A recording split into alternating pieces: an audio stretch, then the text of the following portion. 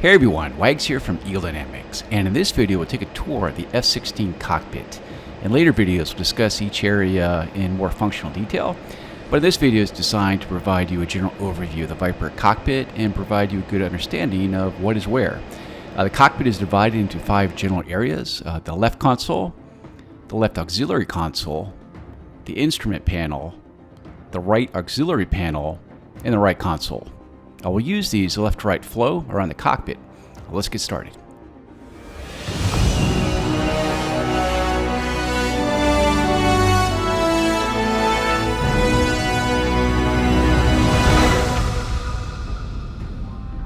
First, let's take a look at the left console next to your left leg. Starting from the back and moving forward, here we have the test switch control head, and this includes a fire and overhead detection test button that tests the overheat detection system. This then triggers the overheat caution light and the engine fire eyebrow light. These in turn trigger the master caution light. The pitot tube heat power and test switch allows heating of the data probes when it's set to the on position. When it's set to test, the probe heat caution light flashes after a good test. A test switch for the onboard oxygen generation system, or OBOGS. This will trigger a low oxygen eyebrow light. The emergency power unit, or EPU test switch, that tests the system without using the hydrazine. This is tested after an engine start. An indicator light test button that tests the warning and caution lights, as well as the audio voice messages. The flight control system, pronounced FLICUS, a power test switch for the left and right A, B, C, and D light indicators for the 4 redundant flight control channels. Below it is the FLICUS test power switch that, when held to test, it tests power output to the FLICUS when electrical power is first set to battery. Now, prior to an engine start, you would test the FLICUS first. To the right is the flight control system panel, and as you might imagine, this panel allows you to set manual controls of the F-16's flight control system. Now, normally you don't have to touch these very often, as the Viper's flight control system is highly automated. The digital backup, or DBU switch, selects the FLICUS backup software. If enabled, you'll see a DBU caution light and a HUD warning. This would rarely be used though. The alt flap switch allows manual trailing edge flap engagement rather than automatic schedule in the landing gear handle position. You would use this when you have a flap failure or asymmetric flap setting. The alternate manual TF fly-up switch is for terrain following radar and is not used in the Block 50 Viper. Manual or automatic control of the leading edge flaps is controlled by the leading edge flap switch. This allows leading edge flaps to be controlled by schedule or locked in place. The manual setting might be used if leading edge flaps are stuck, or if you have one of the leading edge flaps stuck and you need to have them both at the same setting. The FLICUS reset switch allows the reset of the FLICUS warning and related lights, and resets the servo and electrical FLICUS system failures.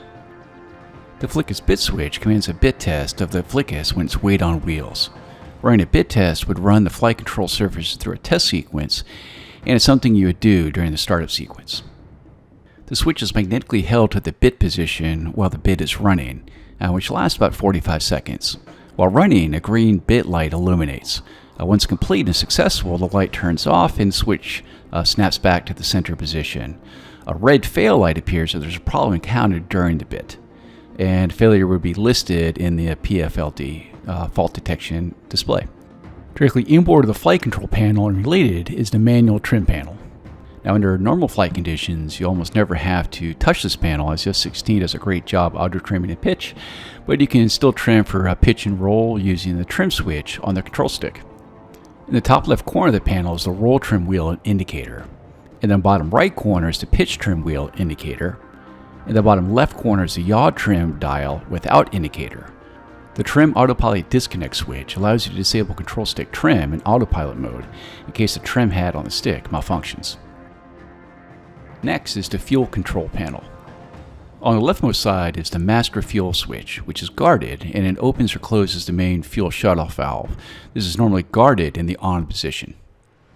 Next to it is the tank inerting switch, which can pump non-volatile nitrogen gas into the fuel tanks to reduce internal pressure and reduce the risk of fire during an emergency, like battle damage.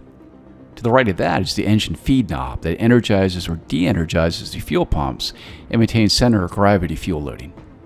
The engine feed dial provides you automatic or manual aircraft fuel balancing. An imbalance is most visible on the fuel gauge and is indicated by a divergence between the two fuel needles. The aft and forward settings allow selective pump control for those tanks with crossfeed. These also allow manual shifting of the center of gravity. The normal position allows fuel system to try to auto balance, and off turns off the fuel pumps. On the right side of the panel is the air refuel switch that opens or closes the air refueling door on the spine of the aircraft behind the canopy. It also sets the flight control gains to the takeoff and landing mode. Inboard of the fuel control panel is the Identify Friend or Foe, or IFF panel. We'll talk about this in a later video. The external lighting control panel controls all externally mounted lights on the aircraft. The anti-collision knob has an off and 7 options that apply to the anti-collision lights when in flashing mode, 1 to 4 and A to C, and these vary in their flash patterns. The flash and steady switch toggles the position lights between flashing and steady modes. Both the wingtail and fuselage switches have 3 positions that can be set to bright, off, and dimmed. In the bottom left corner of the panel is the formation lights knob that controls the brightness of the formation lights. To the right of this is the master covert knob that has positions to determine the flash pattern and the brightness of the external lights. Now finally, there's the air refueling door light that sets the brightness of the light that shines on the refueling receptacle so that the air refueling boom operator can identify the receptacle during nighttime refueling operations. Next, let's take a look at the EP, or the Emergency Power Unit panel. This is a hydrazine-powered self-contained unit that can provide emergency hydraulic and electrical power when just bleed air is not enough for about 10 to 15 minutes. You most often use this if you lose an engine, and the EP would provide power to the hydraulic and electrical systems. And in a way, it's like a very limited auxiliary power unit, or APU.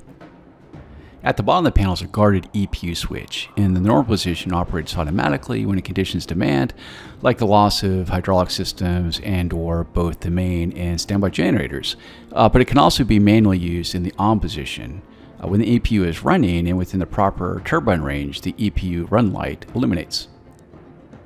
The air light illuminates when the EPU is engaged and running on air and not hydrazine, and the hydrazine light is lit when the hydrazine is used to power the turbine. The electrical panel selects the electrical power source for the aircraft. From the power switch, you can select main power that connects external power or the main generators to the electrical system. Battery connects the battery to the battery bus, and off disables electrical power. When starting the aircraft, you would first place a switch to battery power to run test, and after that, place a switch to main power for engine start. Below the switch is the electrical caution reset button that can clear electrical caution lights and reset the main and standby generators. On the right side of the panel are a series of lights that include an amber main generator light when there's no external or main generator power, an amber standby generator light that indicates that the standby generator power is not available, an amber EPU generator light that the EPU is running but not providing power to both emergency buses, and an amber EPU permanent magnet generator that indicates the EPU has been turned on, but there's not enough power from the PMG to power all branches of the FLICUS. Along the bottom of the panel are the aircraft battery indicator lights.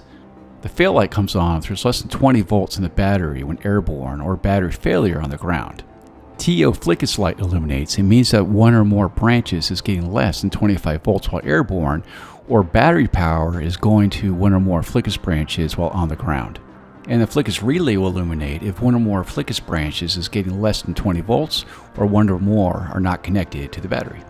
Right of the electrical panel is electronic countermeasures, or ECM panel. We'll talk about this panel later in the defensive systems video. Below that is the airborne video tape recorder, or AVTR, that records HUD and MFDs or helmet and MFDs depending on the setting. As the name implies, the engine and jet start control panel governs the starter for the GE129 engine and related controls. At the top of the panel is a jet fuel starter switch with off and start 1 and start 2 positions that use one of 2 brake and jet fuel starter accumulators to drive the hydraulic starter motor. Using JP8 fuel, starter 2 should be used. Next to the switch is a JFS run light that illuminates within 30 seconds after JFS initiation. Below is the guarded switch for the primary and secondary engine control modes. You normally have this in primary mode unless you run into a failure with the engine's digital electric control, in which case you can select secondary mode, or you'll have to cycle the engine to restart it after a flameout. Note that in secondary mode you have no afterburner. Also in secondary mode, the cycle light will illuminate on the caution panel and you'll have a higher thrust at idle power. Below that is the AB reset switch, and detailed engine parameters can be recorded. The max power switch at the bottom of the panel is inoperative and not used in the 129 engine. While most of your radio use will be through the Integrated Control Panel or ICP, and the data entry display or DED on the instrument panel, a backup UHF radio head is also available and must be used before engine start, as it's the sole radio that functions only on battery power. For those familiar with our 810C, this is the exact same UHF radio. This includes a door with a preset channel entry button behind it with the selected preset channel to the right of the door. To the right of that is a knob that selects the preset channel. In the center of the panel are controls to set the frequency with the input dials and a display window. Along the bottom is a function knob to control radio power and mode, a tone signal button, the volume knob, squelch select, a mode select knob for manual, and preset guard frequency of 243 MHz. The Audio 1 panel controls power and volume to both radios, COM1 and COM2, and both radios have settings to disable squelch, enable squelch, and guard settings. On the right side of the panel are controls for secure voice volume, sidewinder seeker volume, audio threat volume, and a TF tone knob, which is not functional in the Railjet. Just below the Audio 1 control panel is the control panel for Audio 2, and this includes an intercom volume knob for communications with the ground crew and boom operator, as well as a TACAN code volume knob, instrumented landing system or ILS power and localizer identification signal volume, and a hot mic switch. The throttle moves in an arc with aft and forward providing thrust. Fully aft, the throttle is in the off position, but then moves to idle when we move forward over the hump. Moving the throttle forward over the next hump engages dry military thrust. Moving over that hump then engages the afterburner. The throttle is one element of the hands-on throttle and stick or HOTAS control system. HOTAS functions at the throttle include radio transmit switches, IFF interrogation control, a manual range and uncaged knob, radar antenna elevation, control wheel, a dogfight switch, as well as a speed brake and radar control cursor. In case of a deep stall departure, the pitch override switch allows you to command greater authority from the stabs to help to get the nose pointed downhill so you can gain speed for control flight. The guards on either side of the switch allow the pilot to better grip it in case of inverted departure when he's hanging upside down by the straps. Between the left console and the ejection seat are several more elements. The ejection seat arming handle must be in the down and aft position for the seat to be armed and allow ejection. You would not arm the seat until you're at the hole short before taking the runway, and disarm it upward and forward once you clear the runway after landing.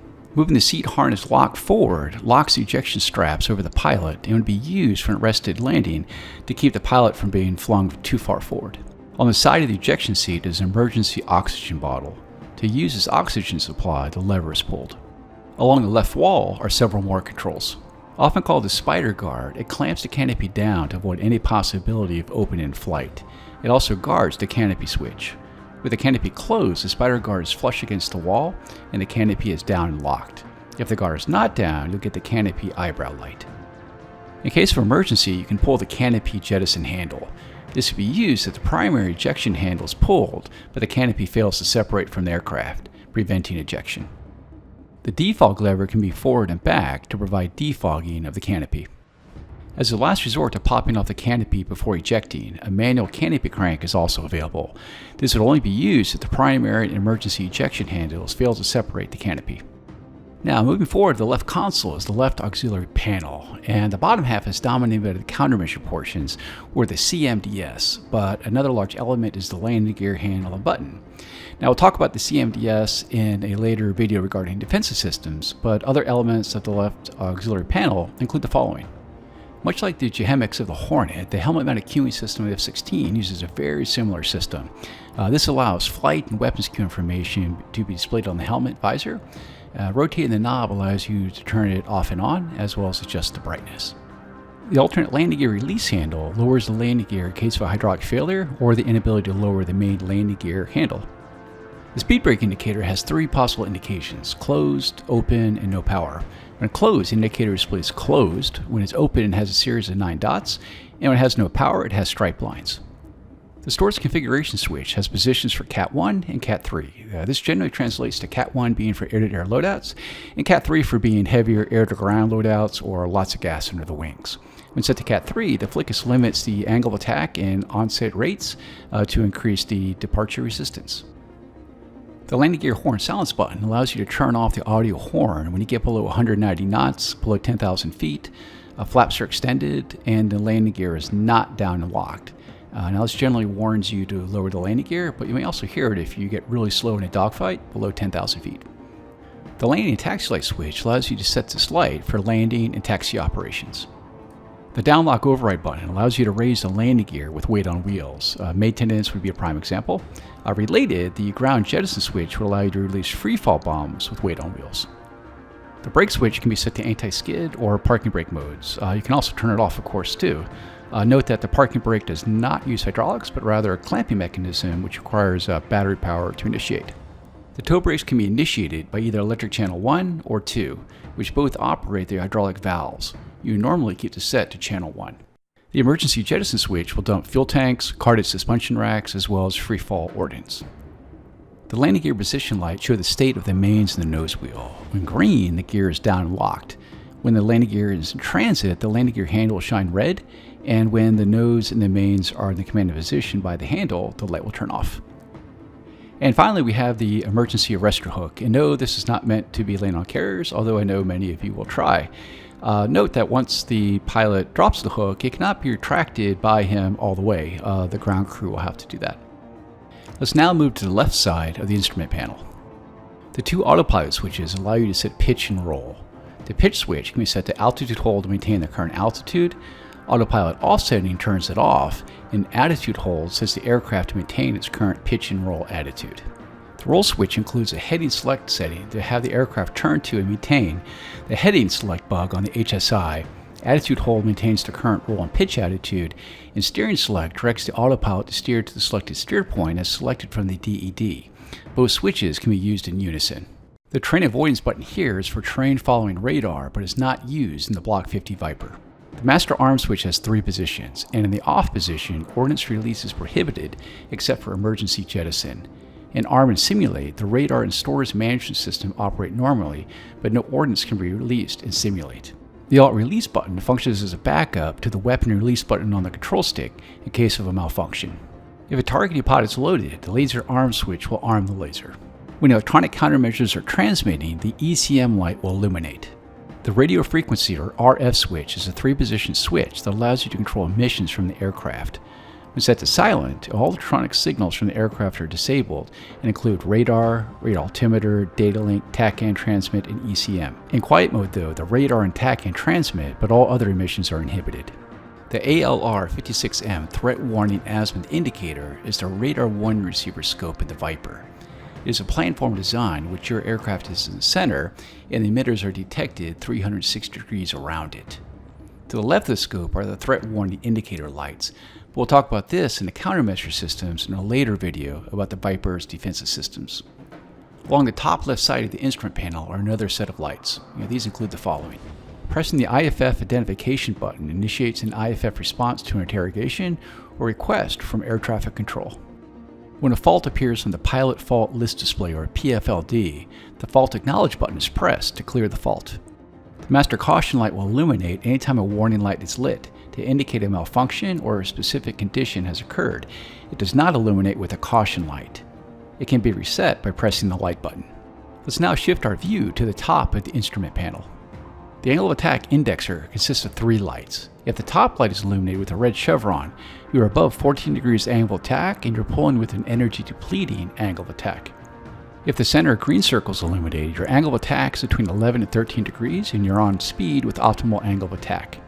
And if the lower light with the amber chevron is illuminated, your angle of attack is below 11 degrees and your energy gaining with an angle of attack that is less than optimal. This is duplicated on the angle of attack gauge on the instrument panel and the angle of attack bracket on the HUD, which is only visible when the landing gear is down. When landing, you should be shooting for between 11 and 13 degrees of angle of attack, and also note that these lights are always on, not just when the gear is down. The center light of the nose wheel steering and air refueling door light illuminates green NWS when nose wheel steering is engaged. When engaged, rudder pedal movement allows steering of the nose wheel.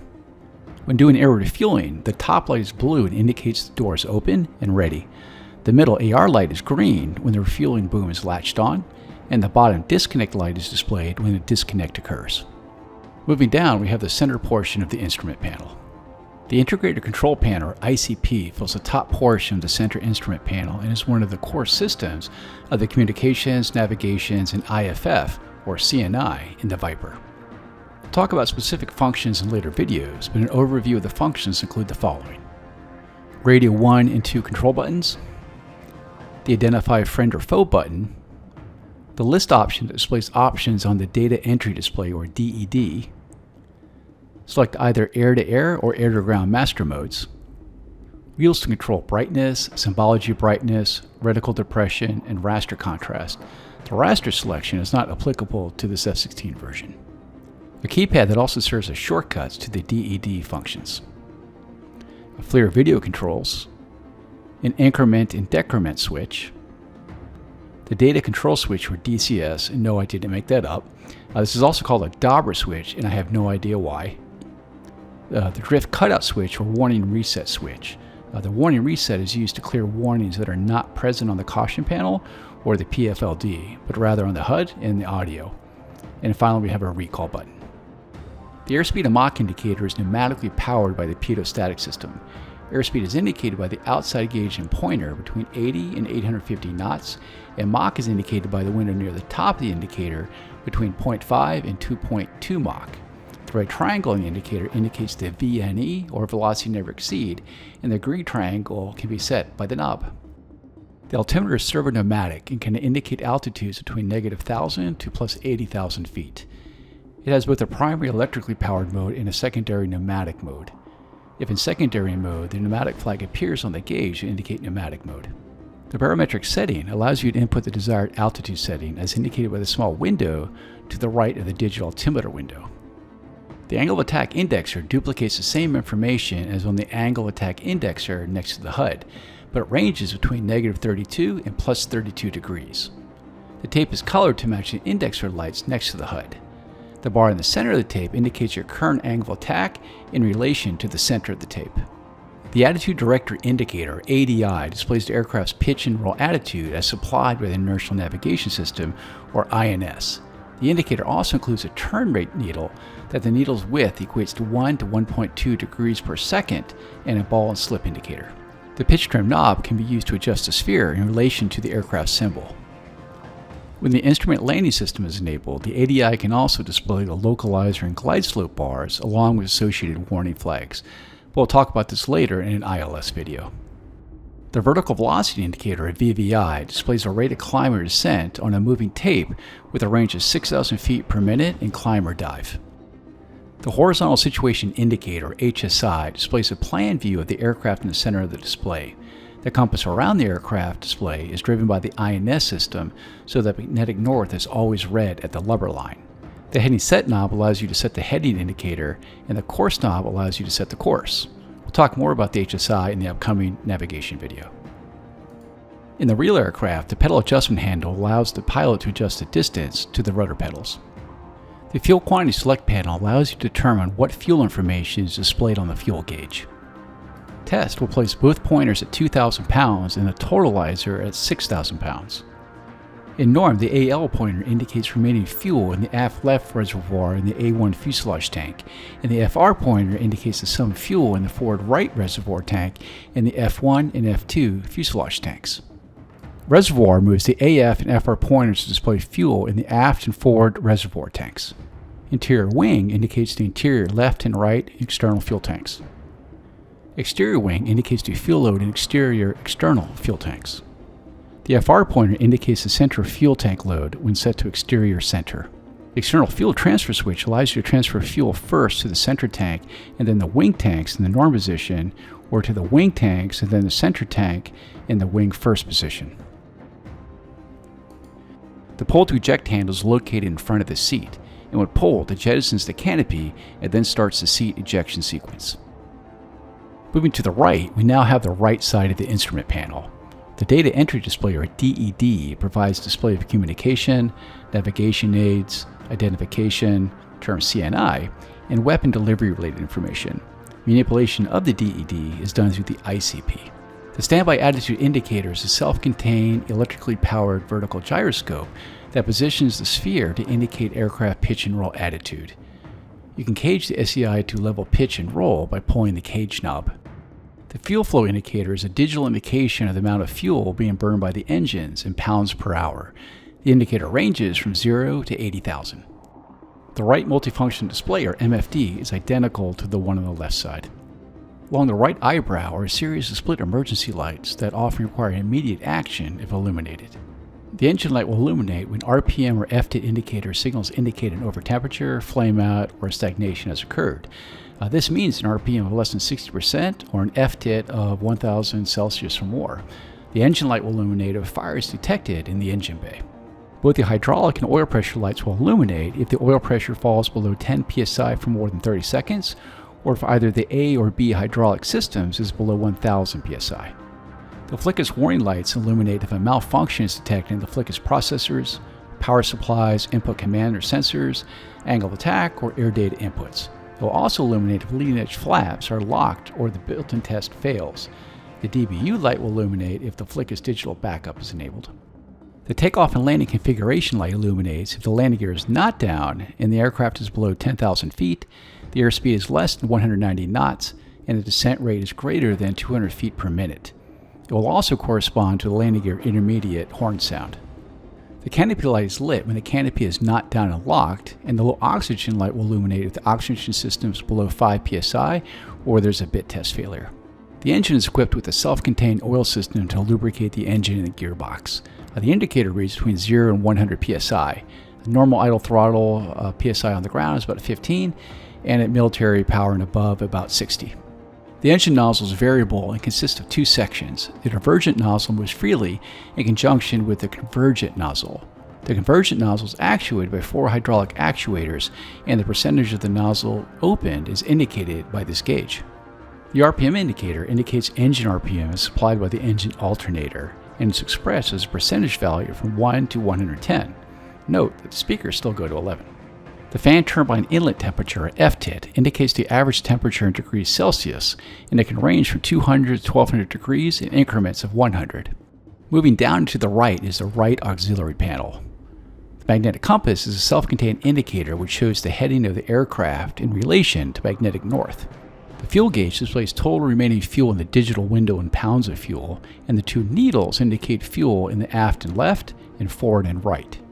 If the 2 needles become too divergent, indicating a fuel imbalance, then red will be showed at the base of one of the needles. In such a case, you would then use the engine feed switch on the fuel panel to correct the imbalance using the aft and forward settings. The pilot fault list display, or PFLD, lists all FLICUS detected faults. 2 types of PFLDs are listed: warning level and caution level. Warning level are associated with FLICUS and have a bracket around them. Cautions are associated with other FLICUS elements, engines, and avionics systems. When a PFLD item is displayed, its corresponding caution light indicator will illuminate, and the master caution light will be lit. To clear a PFLD fault, the fault acknowledge button is pressed. The hydraulic pressure in the A and B systems are indicated on the 2 gauges here. Normal operation is between 2,850 and 3,250 psi. The caution light panel consists of multiple lights associated with possible detected fault conditions. Most of these can be reset by pressing the master caution light, but FLICUS, engine, avionics caution lights can be reset by pressing the fault acknowledge button. The electrical caution light, though, must be reset by the electrical caution reset button on the electrical panel. A FLICUS caution must also be reset by pressing the FLICUS reset button on the FLICUS control panel. The EPU quantity indication shows the remaining supply of hydrazine as a percentage. At 100%, the EPU can run for about 10 to 15 minutes. The cockpit air pressure altimeter indicates the air pressure in the cockpit. The clock is an 8-day manually wound clock with the provision of elapsed time up to 60 minutes. Moving down, we find ourselves at the right console. The F-16 is quite unique for its time when it included a force sensing stick that uses transducers for both pitch and roll to determine flight inputs based on G and angle of attack. Despite being a force sensing stick, the stick still moves 1/8 of an inch in both axes, providing more natural feedback. Maximum pitch commands are generated with 25 pounds of force, and a maximum roll command is 17 pounds of force. However, in takeoff and landing, as well as aerial configuration, flickus gains for maximum roll are reduced to 12 pounds. Behind the stick are wrist and armrest assemblies. The stick is packed with hats, buttons, and levers that keep your hands on the stick when in the heat of combat. The sensor power control panel consists of 4 switches. They are all power switches on and off to control power to the chin pod stations, the fire control radar, or FCR, and the radar altimeter. As the name implies, the HUD control panel determines how and what information is displayed to the heads-up display. The panel consists of 8 switches.